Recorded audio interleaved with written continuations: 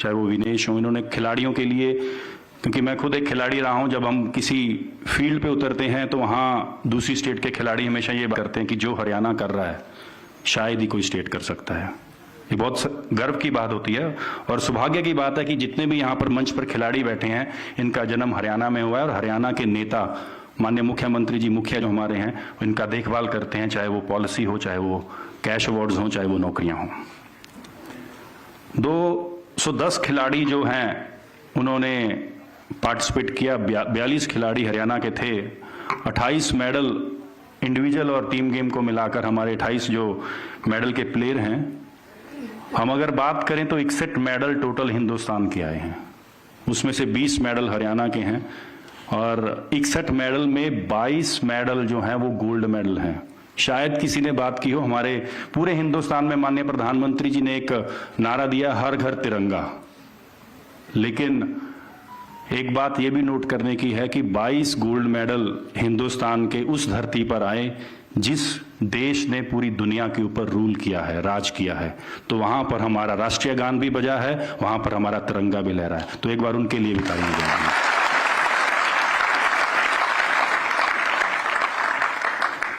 मैं खिलाड़ियों को कुछ ये चीजें बताना चाहता हूं कि ये जो समय है, आपके गले में मेडल है, आपके सामने लोग तालियां बजा रहे हैं, ये टाइम मुड़ के नहीं आएगा, ये पलट कर नहीं आएगा। आपने कितनी मेहनत की है, आपने कितने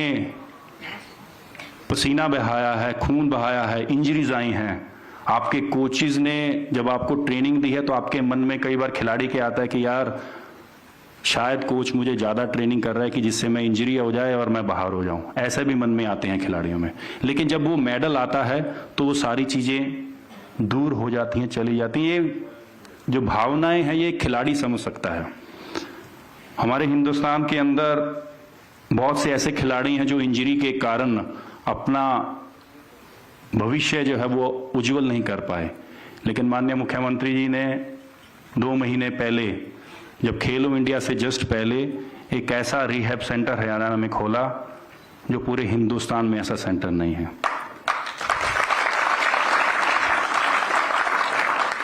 कुछ साल पहले विनेश फोगाट हो, चाहे हमारे बजरंग हों,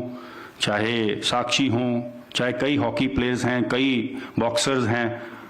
इंजरी से काफी समय तक गेमों से बाहर रहे। लेकिन रिकवरी के लिए इनको विदेशों में जाना पड़ता था और विदेशों में जाकर खुद का पैसा भी लगाते थे और गवर्नमेंट का पैसा भी लगता था और टाइम भी वेस्ट होता था। इस चीज को देखते हुए माननीय मुख्यमंत्री जी ने वो रिहैब सेंटर हरियाणा में, पंचकुला में ये पहला सेंटर बना है और ऐसे 4 और सेंटर, चाहे वो गुरुग्राम हो, चाहे वो रोहतक हो, ऐसे कई जगह पर 4 और सेंटर बनने हैं। तो मैं उनका तहे दिल से धन्यवाद करता हूं कि ये पहला सौभाग्य है कि हमें ऐसे पहले मुख्यमंत्री मिले हैं जो खिलाड़ियों को जीतने के बाद तो पैसा हर कोई देता है, जीतने के बाद तो हर कोई पैसा देता है, लेकिन जीतने से पहले तैयारी के लिए, चाहे वो ओलंपिक गेम्स हो,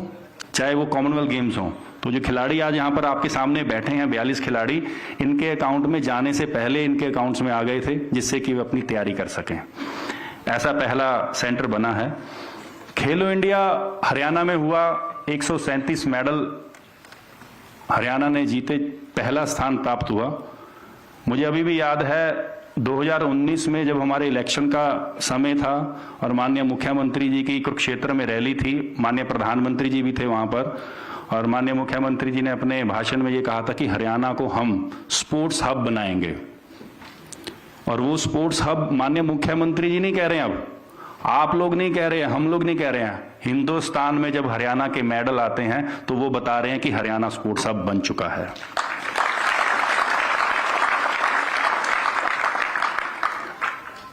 हम लोग जब जीतते हैं तो हम उसकी वाहवाही जरूर करते हैं, मेडल जीतना हो, अच्छा खिलाड़ी परफॉर्म करना हो, लेकिन कहां पर हमें इंप्रूवमेंट की जरूरत है तो ये भी बात करनी चाहिए।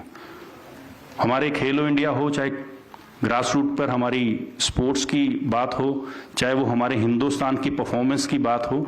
तो मुझे लगता है कुछ ऐसी गेमें हैं हरियाणा को अभी भी इंप्रूवमेंट की जरूरत है। माननीय मुख्यमंत्री जी ने जिस दिन हमारी कॉमनवेल्थ गेम्स खत्म हुई, अगले ही दिन उसकी बैठक लेकर उस चीज को कार्य को शुरू कर दिया है कि हरियाणा में किस गेम के मेडल की कमी चल रही है, हमें उस गेमों की तरफ भी और ध्यान देना होगा, जिससे कि हिंदुस्तान में हरियाणा का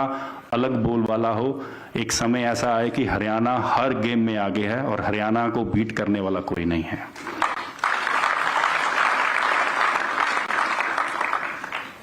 हम लोग 2024 और 2023 एशियन गेम्स और 2024 पेरिस की जो ओलंपिक्स होनी है उसकी तरफ टारगेट कर रहे हैं, लेकिन मेरा जो टारगेट है खिलाड़ियों को देना, मैं हर बार कुछ ना कुछ टारगेट जरूर देता हूं। मेरा इस बार टारगेट है कि अगली कॉमनवेल्थ गेम्स जो होनी है 2026 में, उसमें मेडल टैली पे हमें टॉप करना है। उसके लिए हमें क्या करना होगा, मैं मीडिया यहां पर बैठी है, मैं उनको भी कहना चाहूंगा कि आप पूरे हिंदुस्तान में ये बताएं कि बाकी स्टेट्स जो हैं उनकी स्टेट में जितनी भी गेम्स खेली जाती हैं वो गेम्स को इम्प्रूवमेंट करें, चाहे वो कोई भी गेम हो उसको इम्प्रूवमेंट करें, जिससे कि हिंदुस्तान के मेडल ज़्यादा आएंगे। जब हिंदुस्तान के मेडल आने शुरू हो जाएंगे तो हम मेडल टैली में कॉमनवेल्थ में टॉप पर जरूर करेंगे, क्योंकि इस बार हम 4th रहे हैं, तो मैं चाहूंगा कि हम जरूर आगे आएं। आखिरी में हर खिलाड़ी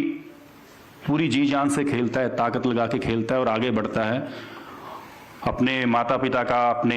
एरिया का, अपने प्रदेश का, अपने देश का नाम रोशन करता है। लेकिन मैं इन खिलाड़ियों को एक रिक्वेस्ट करना चाहूंगा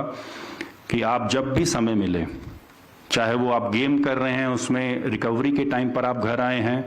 या आप ऑफ सीजन में हैं, तो अपने जैसे युवा साथी जो जूनियर्स हैं जो गेम शुरू कर रहे हैं उनको जरूर अपना गुण सिखाएं, क्योंकि आपकी गेम के बाद आपके जैसे अगर सैकड़ों खिलाड़ी नहीं होंगे तो हमारे देश में इतने मेडल आने बंद हो जाएंगे। और एक हमारे यहाँ सामने पेरेंट्स बैठे हैं, मैं इनको भी रिक्वेस्ट करना चाहूंगा, सरकार जो होती है, माननीय मुख्यमंत्री जी भी टेबल पर बैठ के आपके लिए, आपके बच्चों के लिए पॉलिसीज बना सकते हैं, मेडल जीतने के बाद कितना अमाउंट देना है वो बता सकते हैं, उसकी घोषणा कर सकते हैं, नौकरियां दे सकते हैं, नेशनल जीतने पे मेडल कर सकते हैं, नर्सरियां दे सकते हैं, एकेडमीज दे सकते हैं, लेकिन अपने बच्चों को घर से निकालकर ग्राउंड तक इंटरेस्ट लाने के लिए आप लोगों का हमें साथ चाहिए, क्योंकि वो साथ से ही हमारे बच्चे आगे आकर मेडल जीतेंगे, खिलाड़ी बनेंगे। तो मेरी एक आप पेरेंट्स से, सभी से रिक्वेस्ट है कि अपने बच्चों को मोबाइल फ़ोन छुड़वाकर, जंक फूड छुड़वाकर मैदान में उतारें और उसको फील्ड में उतारकर स्पोर्ट्समैन बनाएं, क्योंकि एक खिलाड़ी ऐसा है जो दूसरे के देश में जाकर तिरंगा लहरा सकता है और एक फौजी होता है। बहुत बहुत धन्यवाद। जय हिंद, जय भारत।